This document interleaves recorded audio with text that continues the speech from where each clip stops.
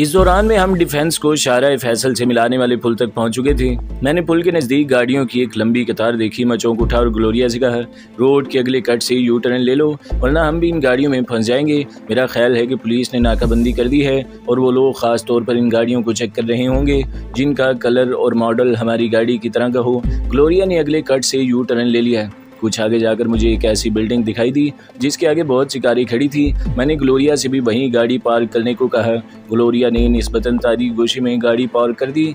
हम सब एक एक करके उतरने लगे। अब तुम लोग जाओ, तैमूर ने अनवर और साजिद से कहा। अगर फिर कभी तुम्हारी ज़रूरत पड़ी तो ज़रूर तकलीफ़ दूंगा। खुदा हाफिज़। ठहरो, ग्लोरिया ने कहा।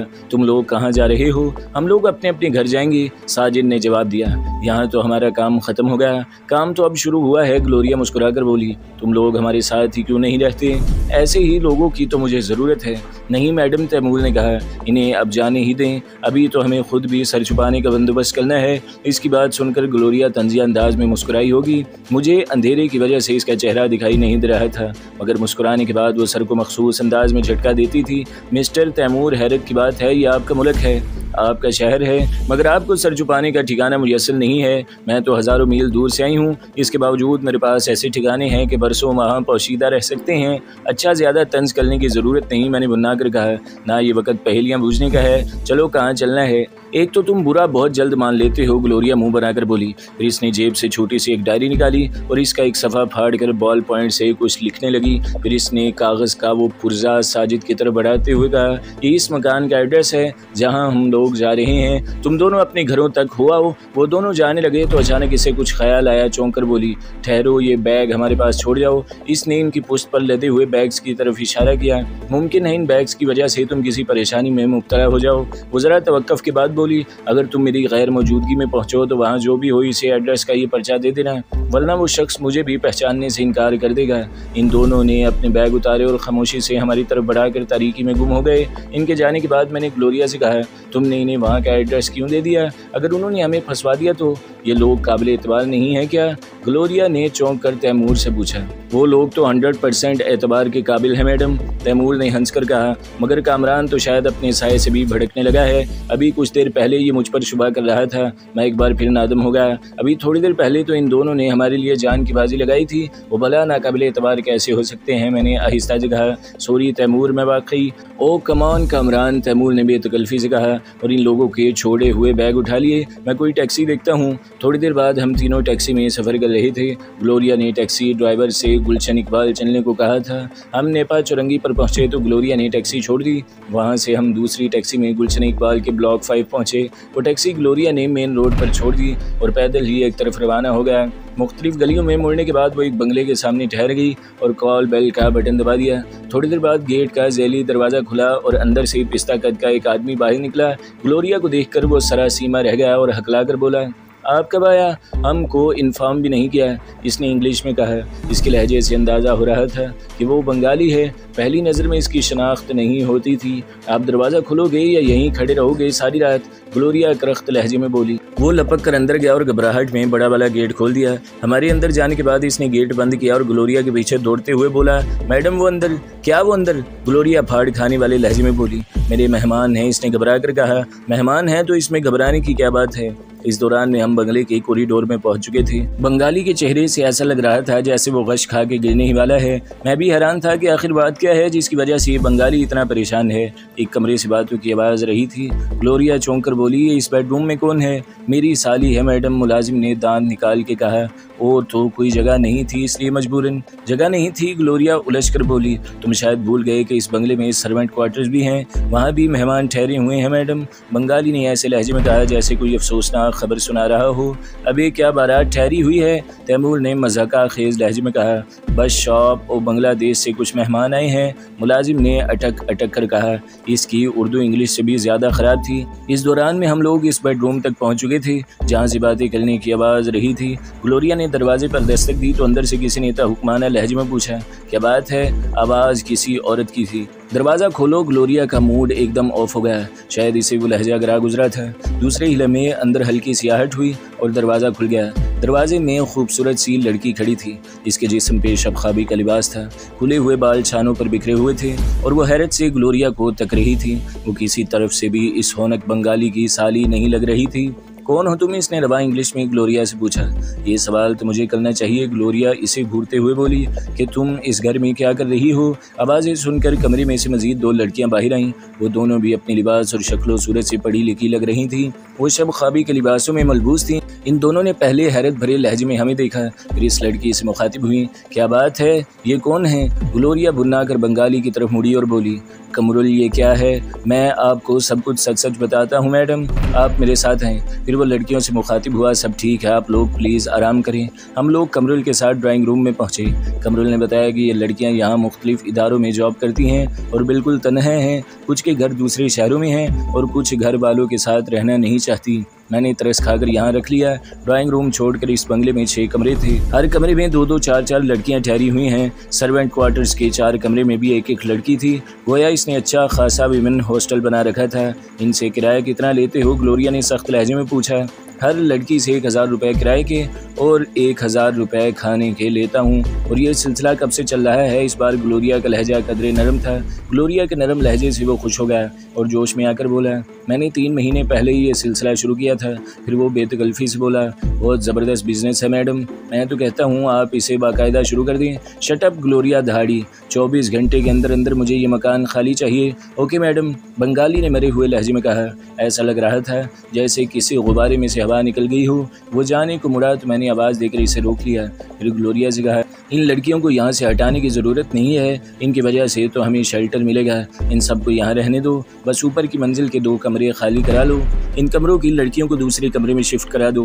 ग्लोरिया चंद लम्हे सोचते रही, फिर आहिस्ता आहिस्ता इसकी आंखें चमकने लगी। इसके साथ ही हैरत अंगेज़ तौर पर बंगाली मुलाजिम के चेहरे पर भी बशाशत दौड़ने लगी। फिर ग्लोरिया ने चुटकी बजाकर कहा, गुड आइडिया, कोई सोच भी नहीं सकेगा कि हम लोग लड़कियों के इस हॉस्टल में मुकीम होंगे। फिर वो मुलाजिम से मुखातिब हुई, तुम ऊपर दाएं तरफ के कोने वाले 2 कमरे खाली करा लो। ओके मैडम, इसने खुश होकर कहा और कमरे से बाहर निकलना चाहा।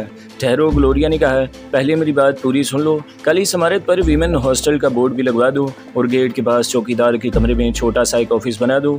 मुमकिन हो तो ऑफिस के लिए कोई लड़की मुलाजिम रख लो। फिर वो कुछ सोच कर बोली, हाँ, अब बंगले की मालिक मैं नहीं हूँ बल्कि मिस्टर हसन अहमद हैं, जो गुज़श्ता कई बरस से फैमिली समेत अमेरिका में मुकीम हैं और साल में 2 चक्कर पाकिस्तान के लगाते हैं। समझ गए? समझ गया मैडम, इसने दांत निकाल दिए। अब जाकर वो कमरा खाली कराओ। ग्लोरिया ने तहुक्माना अंदाज में कहा, यहाँ मौजूद किसी लड़की को भी मालूम नहीं होना चाहिए कि मैं इस बंगले की मालिकन हूँ। मुलाजिम के जाने के बाद मैंने ग्लोरिया से पूछा, तुम ये तो बताओ कि ये बंगला तुमने कब ख़रीदा था और ये जगह बॉस के इल्म में है या नहीं? मैं यहाँ के मामलात में बॉस को या किसी को भी जवाबदेह नहीं हूँ। मैंने अपने तौर पर इस बंगले का सौदा किया था। मेरा इरादा था कि इस बंगले को अपना ऑफिस बनाऊंगी, मगर इसकी नौबत ही नहीं आई और तुम्हारे मुलाजिम ने बंगले को विमेन हॉस्टल में तब्दील कर दिया। मैंने जुमला कसा। अभी इस मुलाजिम का नाम ही लिया था कि वह धमका और बोला, मैडम मैंने 2 कमरे खाली करा दिए हैं। वो लोग बहुत शोर कर रही थी। मैंने धमकी दी कि अगर तुम वाकई यहाँ रहना नहीं चाहती तो अपना किराया वापस लो और चलती फिरती नजर आओ। मेरी धमकी काम कर गई और वो लोग बकती झिझकती दूसरे कमरों में चली गई। मैंने और तैमूर ने बिल्कुल कॉर्नर का कमरा पसंद किया। ग्लोरिया का कमरा हमारे बराबर ही में था। इसमें एक अच्छी बात यह थी कि यहाँ से सिर्फ बंगले के लॉन का बल्कि गेट से बाहर का मंजर भी दिखाई देता था। किसी भी मुमकिन खतरे के पेश नज़र हम अपना दफा भी कर सकते थे। मैं और तैमूर बारी बारी फ्रेश होकर बैठे ही थे कि ग्लोरिया वहाँ आ गई। यहाँ कुछ खाने को भी मिलेगा या हमें पहले 1000 रुपये अदा करना पड़ेंगे? मैंने हंसकर पूछा। कमरुल खाना लेकर आ रहा है, ग्लोरिया ने जवाब दिया और एक बेड पर नींद दराज हो गई। इस कमरे में शायद 2 लड़कियां मुकीम थी क्योंकि बेड सिर्फ 2 ही थे। मैंने पहली दफ़ा ग्लोरिया को ढीले ढाले लिबास में देखा था। मैं हंसकर बोला, तुमने इन लड़कियों के कपड़े भी पहनना शुरू कर दिए? ऐसे तो हो चुका कारोबार। अच्छा, थोड़ी देर के लिए अपनी चोंच बंद रखो। ग्लोरिया ने कहा, मैं बहुत थक गई हूँ। इसने आंखें मूंद ली। अगर आप पसंद फरमाएं तो मैं पाँव दबा दूँ आपके, मैंने कहा और फुर्ती से झुक गया। ग्लोरिया का फेंका हुआ तकिया मेरी बजाय तैमूर के मुंह पर पड़ा। वो खफीफ सा होकर हंसने लगा। मुमकिन है मैं जवाब में कुछ कहता, मगर इसी वक्त बंगाली कमरे में दाखिल हुआ। इसके हाथों में ऊपर तले 2 ट्रे थे। इसके पीछे पीछे साड़ी में मलबूस सांवली सी एक लड़की भी दाखिल हुई। एक ट्रे इसके हाथों में भी थी। वो शायद कमरुल की बीवी थी। इसे कच्ची नींद से उठाया गया था, इसलिए वो शायद अभी तक पूरी तरह बेदाल नहीं हुई थी। खाना देखकर मेरी भूख एकदम चमक गई। तैमूर का भी यही हाल था। हम दोनों मुरबकों की तरह खाने पर टूटे टूटे पड़े। खाने से फारिग हुए तो कमरुल काफ़ी ले आया। अमूमन कॉफ़ी पीने के बाद नींद उतर जाती है, मगर हैरत अंगेज़ तौर पर इसके बाद तो ऐसी नींद आई कि अपनी सुध बुध ना रही। मेरी आँख खुली तो दरवाजे पर दस्तक हो रही थी। मुझसे कुछ फासले पर तैमूर का बेड था, वो भी गर्दन उठाए दरवाजे की तरफ देख रहा था। दस्तक एक मरतबा फिर हुई। तैमूर ने झिंझला कर पूछा, कौन है? मैं हूँ साहब जी, कमरुल। बाहर से कमरुल की आवाज़ आई। तैमूर बिड़बिड़ाता हुआ उठा और दरवाज़ा खोल दिया। क्या परेशानी है? वो फाड़ खाने वाले लहजे में कमरुल से बोला। वो साहब जी, वो लड़कियाँ। क्या बकवास है तैमूर दहाड़ा, कहाँ हैं लड़कियाँ? इसे गुस्सा क्यों दिखा रहे हैं? एक शोख निस्वानी आवाज़ सुनाई दी। आप शायद भूल गए कि आप हमारे कमरे में मौजूद हैं और यहाँ हमारा सामान भी है। तो सामान कहीं भागा जा रहा है? तैमूर के लहजे में अब भी झिंझलाहट थी। सामान तो नहीं, अलबत्ता हम जा रहे हैं ऑफिस। एक दूसरी आवाज़ सुनाई दी। और हमारे कपड़े और दूसरा सामान अभी यहीं है। एक तो हमारे कमरे पर कब्जा जमा लिया, ऊपर से रोब भी दिखा रहे हैं। बंगले का मालिक आपका भाई है तो हुआ करे, हम भी किराया देते हैं। कमरुल तैमूर ने तहुकमाना लहजे में कहा। इन लोगों का किराया वापस कर दूं? वो फ़ौरन मालिक का भाई बन गया। अरे वाह, बगैर नोटिस के तो हम यहाँ से नहीं जाएंगे, लड़की झिंझला कर बोली। कमरुल, नोटिस के बदले इन्हें 1 महीने का मज़ीद किराया दे दो और इन्हें यहाँ से चलता करो। मुझे ऐसे किराएदारों की ज़रूरत नहीं है। अरे जनाब, आप तो खामखा खफा हो गए। एक और आवाज़ सुनाई दी। ये समीना तो बिल्कुल पागल है। इस वक्त डिस्टर्ब करने की माफ़ी चाहती हूँ। आइंदा आपको कोई भी शिकायत पैदा नहीं होगी। तैमूर एक तरफ हट गया। 2 लड़कियाँ आगे पीछे कमरे में दाखिल हुईं। वो दोनों 20 और 25 के दरमियान रही होंगी। खासी कबूल सूरत और माकूल लड़कियाँ थीं। न जाने किस मजबूरी के तहत यहाँ तन्हा रहने पर मजबूर थीं। जवान लड़की को यूँ तन्हा रहना किसी भी तरह मुनासिब नहीं था। हमारा माशरा न जाने किस सिमत जा रहा था। मैंने सोचा और उठ बैठा। उन्होंने कमरुल की मदद से अपने कपड़े और दूसरा सामान वहाँ से निकाल कर दूसरे कमरे में शिफ्ट किया और कोई बात किए बगैर चली गई। हम दोनों नहा धोकर फारिग हुए ही थे कि ग्लोरिया आ गई। वो फिर अपने पसंदीदा लिबास स्किन टाइट जीन्स और जैकेट में मलबूस थी। नाश्ता इसने हमारे साथ ही किया। नाश्ते के बाद वो मुझसे बोली, कामरान, वो लोग मुझसे कागजात के बारे में पूछ रहे थे। वो कागजात कहाँ हैं? वो कागजात महफूज हैं, मैंने इसे जवाब दिया। फिर अचानक मुझे रूबी याद आ गई। इसकी वजह से तो मैं वडेरे के बंगले से फ़रार हो सका था। मैंने ग्लोरिया से कहा, जब मैं वहाँ से फ़रार हुआ तो मेरे साथ एक लड़की भी थी। मैं जानती हूँ, वो मुंह बनाकर बोली। लड़की की फ़िक्र छोड़ो, कागजात की बात करो। तुम्हें मालूम है कि वो लोग कागजात के लिए इतने बेचैन क्यों थे? मैं तो वहाँ था ही नहीं। इन लोगों ने तुम्हारे सामने बात की होगी, मैंने जवाब दिया। मुझे अहमक मत समझो कामरान, ग्लोरिया सख्त लहजे में बोली। क्या मैं इस बात पर यकीन कर लूँ कि तुमने इन कागजात का मुतालिया नहीं किया? मैंने वाकई मुतालिया नहीं किया। मेरा मूड भी ऑफ हो गया। और ये तुम बात किस लहजे में कर रही हो? मैं तुम्हारा मातहत नहीं हूँ, समझी? समझ गई, ग्लोरिया तनक कर बोली। तुम मुझ पर एतबार करने को तैयार नहीं हो। तुम्हें इन कागजात से क्या दिलचस्पी है? मैंने सख्त लहजे में कहा। वो कागजात अगर अहम हैं तो हमारी हुकूमत के लिए अहम हैं या फिर हमारे दुश्मनों के लिए? तुम्हें क्यों फ़िक्र है इन कागजात की? जहन्नम में जाओ। ग्लोरिया भुन्ना कर खड़ी हो गई। मुझे सिर्फ अपनी सलामती से दिलचस्पी है। इन कागजात में मेरे बारे में भी बहुत कुछ है, इसलिए मुझे कागजात चाहिए। ये कहकर इसने झटके से रिवॉल्वर निकाल लिया। ग्लोरिया, मैं गुस्से से चीखा और अपनी जगह से उठना चाहा। बैठे रहो कामरान, ग्लोरिया सर्द लहजे में बोली। अपने हाथ ऊपर उठा लो, वरना मैं बिल्कुल लिहाज नहीं करूँगी। मैंने हाथ उठा लिया और दांत पीस कर बोला, इस पर भी तुम्हें इसरार था कि तुम पर एतबार किया जाए। अगर मुझे गोली मारने से तुम्हें कागजात मिल सकते हैं तो मार दो गोली। कामरान प्लीज़, तैमूर ने कहा। ये तुमने क्या शुरू कर दिया? तुम भी अपनी जगह से हरकत मत करना तैमूर, ग्लोरिया फंकारी। मुझे अभी और इसी वक्त कागजात चाहिए। मैं बता चुका हूँ कि कागजात यहाँ नहीं है। होते भी तो हरगिज़ तुम्हारे हवाले न करता। मैंने नफ़रत भरे लहजे में कहा। ठीक है, फिर मैं तुम्हें वडेरे के हवाले किए देती हूँ, वो खुद ही तुमसे निमड़ लेगा। तैमूर ने अचानक इस पर छलांग लगाई, मगर वो मोहताज थी, इसलिए झपट कर पीछे हट गई। लम्हे भर को इसकी तवज्जो मेरी तरफ से हट गई। मैंने बिजली की सी तेज़ी से तकिया इसके मुंह पर खींच मारा। तैमूर के लिए ये मौका काफ़ी था। वो ग्लोरिया के नज़दीक ही था। तैमूर ने छलांग लगाई और ग्लोरिया को दबोच लिया। इसने ग्लोरिया के दाएं हाथ को जोरदार झटका दिया। रिवॉल्वर इसके हाथ से निकलकर दूर जा गिरा। जवाब में ग्लोरिया ने न जाने क्या किया। लम्हे भर को मेरी आंखों में बिजली सी चमकी। फिर तैमूर उड़ता हुआ धड़ाम से सामने वाली दीवार से टकराया। ग्लोरिया इस पर छलांग लगाने ही वाली थी कि मैंने जहरीले लहजे में कहा, बस करो ग्लोरिया, वरना मैं किसी रियायत से काम नहीं लूँगा। मैंने मशीन पिस्टल निकाल कर इस पर तान लिया। बस अब हरकत मत करना। मैंने मशीन पिस्टल इसके सामने लहराया। फिर तैमूर से मुखातिब हुआ, इसे बांध कर डाल दो ताकि मैं इस सूरत हाल पर सुकून से गौर कर सकूँ। तैमूर ने किसी चीज़ की तलाश में इधर उधर देखा। जब इसे कुछ नजर न आया तो इसने झिंझला कर बेड शीट फाड़ डाली। फिर इस पट्टी की मदद से तैमूर ने ग्लोरिया के हाथ और पाँव बांध के इसे बेड पर धकेल दिया। ये बात याद रखना कामरान कि दुश्मनी की इब्तदा तुम्हारी तरफ से हुई है। ग्लोरिया ने होंठ चबाते हुए कहा। फिक्र मत करो, मैंने चिढ़ाने वाले अंदाज में कहा। इसकी इंतहा भी मेरी तरफ से होगी। हाँ, इब्तदा मेरी तरफ से हुई है। क्या तुम्हारी याददाश्त जवाब दे गई है? रिवॉल्वर किसने निकाला था पहले? फिर मुझे गुस्सा आ गया। तुम्हारी हरदर्मी की वजह से मुझे रिवॉल्वर निकालना पड़ा। ग्लोरिया ने कहा। अच्छा, अब जरा खामोश हो जाओ और मुझे सोचने दो। मैंने इसे झड़क दिया। मेरा ख्याल है यहाँ से निकल चलो। तैमूर ने कहा। ठीक कहते हो, मैंने जवाब दिया और जल्दी जल्दी अपनी जेबों का जायजा लेने लगा। मुझे दरअसल बर्फानी चीते की चर्बी की फिक्र थी। चर्बी की डिबिया मेरी जेब में मौजूद थी। मैंने जैकेट पहनी और जूते पहनकर चलने को तैयार हो गया। तैमूर ने इस दौरान बेडशीट के मजीद टुकड़े कर दिए। इसने कपड़े का एक टुकड़ा उठाया और ग्लोरिया के मुंह में ठोंसने लगा। वो चीख चीख कर हमें गालियां देने लगी। अगर इसके हाथ खुले होते तो शायद कम से कम हम में से एक को तो वो खाली हाथों से भी मार सकती थी। फिर इसकी आवाज़ घुट कर रह गई। तैमूर ने बेदर्दी से इसका मुंह बांध दिया और बोला, अगर मैं ये ना करता तो हमारे निकलते ही ये चीख चीख कर पूरा बंगला सर पर उठा लेती। फ़ौरन ही कमरुल यहाँ पहुँच जाता और ये आज़ाद हो जाती। अब कम से कम हमें 1-1.5 घंटा तो मिल ही जाएगा। हम दरवाज़ा बाहर से लॉक कर देंगे और कमरुल से कह देंगे कि मैडम सो रही है, इन्हें डिस्टर्ब मत करना। चलो अब निकलो यहाँ से। मैंने एक बैग उठाते हुए कहा। दूसरा बैग तैमूर ने उठा लिया। हम दोनों आहिस्तगी से बाहर निकल आए और दरवाज़ा बाहर से लॉक करने के बजाय छोड़ दिया। फिर कमरुल को आवाज़ दी। तीसरी आवाज़ पे वो वहाँ आया। तैमूर ने इसे कहा कि हम लोग ज़रूरी काम जा रहे हैं, 2 घंटे तक आ जाएंगे। मैडम हमारे कमरे में आराम कर रही हैं, इनके सर में शदीद दर्द है। हमारी वापसी तक इन्हें डिस्टर्ब मत करना। ठीक है साहिब, कमरुल ने दांत निकाले। हम दोनों बहुत पुरसुकून अंदाज में बाहर निकले और तेज़ी से आगे बढ़ गए। अब फिर वही मसला दरपेश था कि अब हम कहाँ जाएं। फिर अचानक मुझे अली दाद का ख्याल आया। फ़िलहाल हम वहीं ज़्यादा महफूज रह सकते थे। मैंने सोचा कि अभी तो यहाँ से निकले, बाद में कुछ और बंदोबस्त करेंगे। मेरी जेब में अली दाद का दिया हुआ वो लिफाफा मौजूद था जिस पे इसका एड्रेस था। मैंने जेब से लिफाफा निकाला और एड्रेस देखने लगा। इसी वक्त मुझे खाली टैक्सी दिखाई दी। मैंने इसे बुला लिया और सदर चलने को कहा। मैं वहाँ से बराह रास्त भी अली मुराद के पास नहीं जाना चाहता था।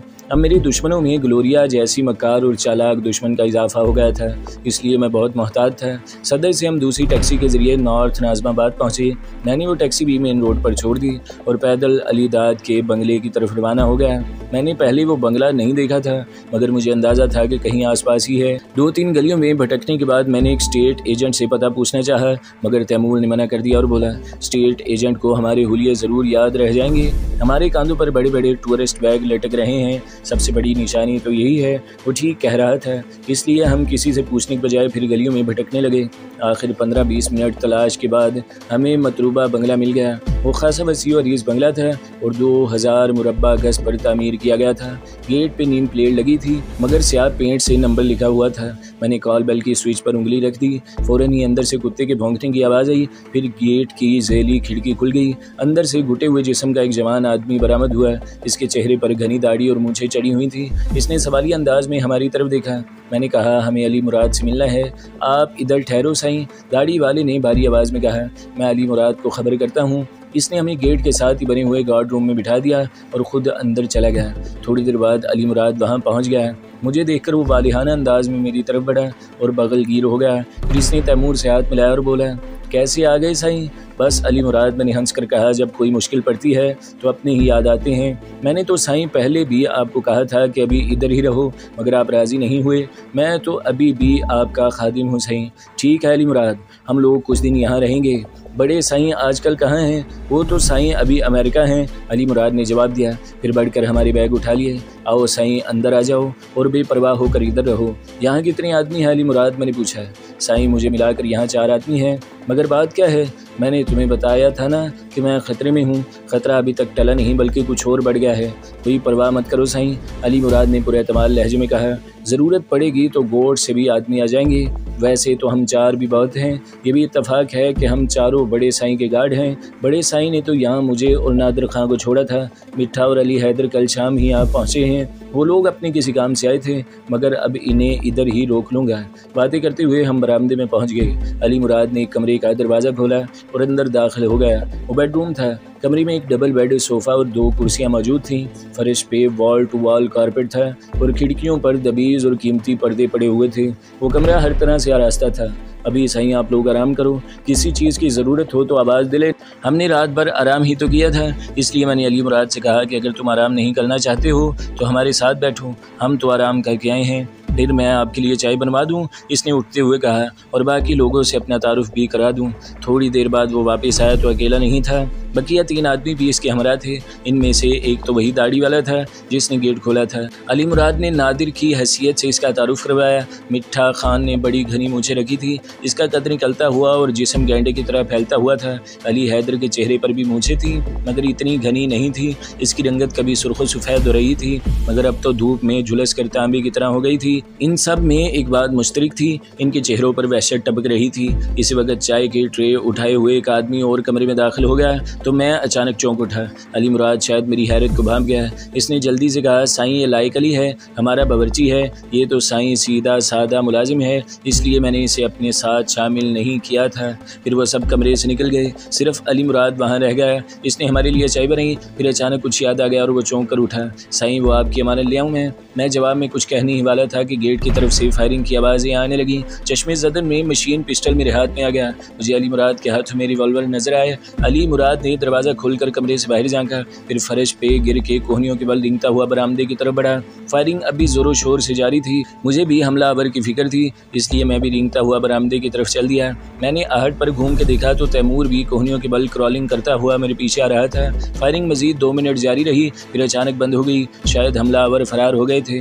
मैंने मजीद 2 मिनट इंतज़ार किया, फिर उठ खड़ा हुआ। अली मुराद पोर्च में था। थोड़ी देर बाद बकिया तीनों गार्ड्स भी वहीं आ गए। साईं वो कोई औरत थी, नादिर खान ने बताया। पहले तो इसने बोला कि मुझे कामरान से मिलना है। हमने कहा इधर कोई कामरान नहीं रहता है। कहने लगी वो अभी तो अपने एक दोस्त के साथ अंदर गया है। मैंने कहा आप इधर बैठो, मैं अंदर इतला करता हूँ। इसने एकदम रिवॉल्वर निकाल लिया। मेरे नज़दीक ही पानी का जग पड़ा था। मैंने झपट कर वो जग उठाया और इस औरत पर फेंक दिया। इसका रिवॉल्वर हाथ से छूट गया। फिर मैंने रिवॉल्वर निकालना चाहा, मगर इतनी देर में वो उछल कर कमरे से बाहर निकली और कमरे की छत पर चढ़ गई। मैं तो समझ रहा था कि अब वो खाली हाथ है, मगर ऊपर से इसने फायरिंग शुरू कर दी। जवाब में मिठा खान और अली हैदर ने इस पर फायरिंग की। फिर अचानक ही वो फरार हो गई। नादिर खान ने तफसील बताकर तवील सांस ली। मैं समझ गया कि वो कौन होगी, मगर मेरी समझ में ये नहीं आ रहा था कि ग्लोरिया को तो हम बांध कर डाल आए थे, फिर वो यहाँ तक कैसे पहुँच गई। मैंने तस्दीक की खातिर नादिर खान से पूछा इस औरत का हुलिया कैसा था। जवाब में इसने ग्लोरिया का हुलिया बता दिया और मज़ीद तस्दीक ये बता दी कि वो औरत गैर मुल्की थी, टूटी फूटी उर्दू बोल रही थी। तैमूर ने हैरत से मेरी तरफ देखा। मैं खुद हैरान था कि ग्लोरिया वहाँ कैसे पहुँच सकती है, मगर फ़िलहाल कोई गैर मुल्की औरत ऐसी नहीं थी जो मेरे बारे में ना सिर्फ पूछे बल्कि फायरिंग भी करे।